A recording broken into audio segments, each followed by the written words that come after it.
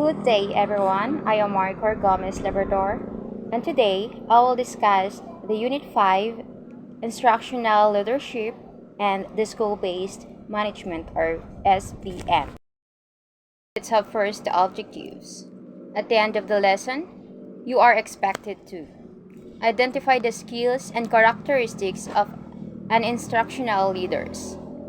Explain the advantages and the disadvantages and the demands of school-based management, or SBM. Last, apply the rules, functions, and competencies of the school head in promoting effective school-based management. Definitions. Studies indicate a substantial relationship between the leadership and students' achievement. Leadership has significant effects of student in learning second only to effect of the quality of curriculum and teachers' instruction. Second, of all school factors, the effect of leadership on student achievement has been significant. Instructional leadership is a series of behaviors that was designed to affect classroom instruction. It is the main duty of school principals and supervisors. Instructional leadership refers to series of behaviors designed to affect classroom instruction. Such behaviors include principals informing teachers about new educational strategies and tools for effective instruction, and assessing them and critiquing them to determine their applicability in the classroom. Now, let's have the characteristics of good instructional leadership by Virginia Cowart. A good instructional leadership, or GIL, according to Virginia Cowart, is the way educators help improve students' learning and outcomes. It focuses on setting learning goals, maintaining high standards, and checking progress for regularly. Effective leaders don't just manage, they inspire change, support improvement in teaching, and build strong connections by understanding people's needs. There are three major divisions of good instructional leader, or GIL, characteristics. First, knowledge. Second, confidence. And the third is enthusiasm. Knowledge includes awareness of change, management theory, insight into personnel capabilities, knowing when to get help from outside resources, and staying involved with other leaders, educational advancement. Confidence, so drives interpersonal relationship, communication, planning, decision making, and conflict management. And the last is the enthusiasm. Includes the ability to bring all stakeholders together to act. Baker, 1997, identified 4 key skills for effective instructional leadership. First, leaders should be resource providers, recognizing teachers' strength and appreciating their hard work. Second, they need to be instructional resources, staying updated on teaching methods, curriculum, and assessment to support teachers. Third, they must be good communicators, clearly sharing their belief, and all students can learn and deserve equal opportunities. Lastly, leaders should have visible presence in the school, showing their commitment to the student learning and taking responsibility for the school's academic success. So, these skills help create a supportive environment for both teachers and students. As you can see in the slides, instructional leadership has a self-knowledge, time and life management, change agentry, shared purpose, and coherent effort. Ethical decision making, communication, good communication, influence and persuasion, culture, climate, community, leadership transmissions, and successions planning.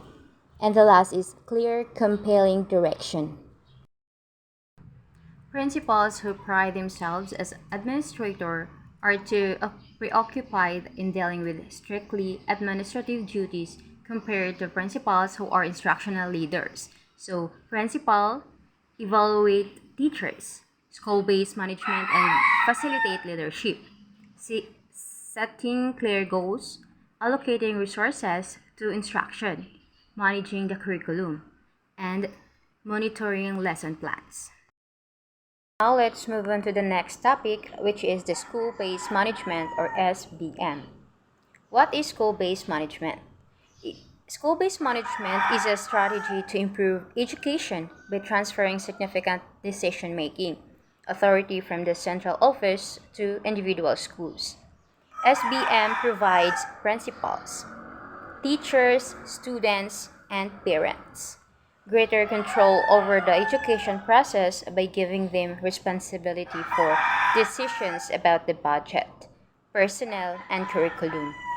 Through the involvement of teachers, parents, and other community stakeholders in these key decisions, SMB can create a more effective learning environment for children. What are the advantages? Allow competent individuals in the schools to make decisions that will improve learning. Give the entire school community a voice in key decisions.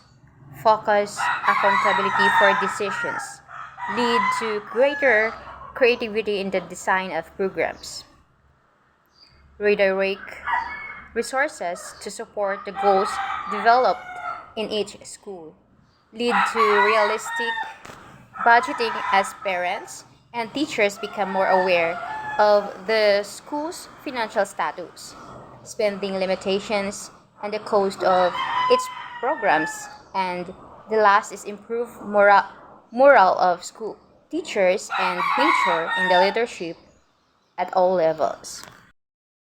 Why should we implement school-based management?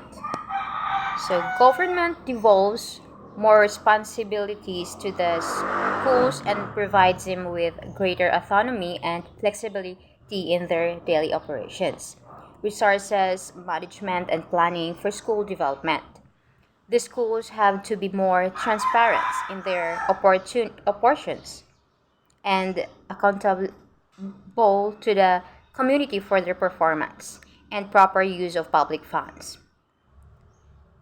It is essential to introduce a participatory governance framework to enhance transparency and accountability, school of governance, and contribute to more effective school operation. To promote quality education, to develops in its own characteristics, establishes its culture and identity, seeks self-improvement, and pursues excellence. Principles to be followed in implementing school-based management. There are two basic principles in implementing school-based management. First, school-based management seek to provide school with enhanced flexibility and autonomy in their daily operation and resource management according to the needs of students. Second, school-based management seek to enhance transparency and accountability in the use of public funds and school operations by providing a particularly decision-making mechanism with all key stakeholders are involved. Key elements of school-based management. First, defining responsibilities. Preparation of a constitution for the management committee of the school. Setting out of the composition of the management committee and the term of office of the managers, their roles and responsibilities, their nomination and election, the selection of school supervisor and office bearers, as well as the standing orders and procedures for participation of stakeholders in policy making. Number two, widening participation, giving stakeholders the chance to participate in school management, planning and development, and in the evaluation of school effectiveness. Third, key elements of school-based management, developing professionalism, Development of normal procedures for staff appraisal and provision of resources for staff professional development according to teachers' needs. Fourth, setting goals. Setting school goals and preparing school profiles and producing school development plans, school reports, school budgets, and financial reports. 5. Evaluating effectiveness. Annual evaluation of the progress of school programs and preparation of evaluation reports at the end of the school year for follow up and action. The 6 key elements of school based management. Developing characteristics. Displaying fully the spirit of school based management by adopting flexibly a school based designed model specifically according to the actual circumstances of the school and developing a culture and characteristics unique to the school. Implementation of school based management. Personal matters. The committee also has to formulate a set of open, fair, and formal procedures for handling a personal management in different areas, including staff appointment, pro- promotion, and succession planning, disciplinary action, and determination of service performance, personal management, development, compliant, handling, and effective communication channels. Financial matters. The purpose is to relieve teachers' workload so that they will have enhanced capacity to implement the initiatives of the education reform, such developing a school-based curriculum, enhancing students' language proficiency and coping with the diverse and special learning needs of students. Third is curriculum matters. Their curriculum, the curriculum should provide students with essential learning experiences, a happy and open learning environment, proper support measures, and diverse learning activities to ensure all-around and healthy development of students. So teaching should be student-centered with clear objectives. To facilitate progress in learning, schools should design a clear assessment policy. Schools should also make good use of assessment rules. In summary, SBM must have the strong support of school staff. SBM is more successful. It is implemented gradually. It may take 5 years or more in implement SBM. Schools and district staff must be given administrative training but also must learn how to adjust to new rules and channels of communication. Financial support must be provided to make training and time for regular staff meeting available. Central office administrators must transfer authority to principals, and principals in turn must share this authority with teachers and parents. Conclusion. A transformation leader will have a more positive effect on the learning and working environment. A change in leadership style and guidance with input from teachers, staff, students, parents, and community members will result in the school becoming a more positive, caring place to learn and work for everyone. And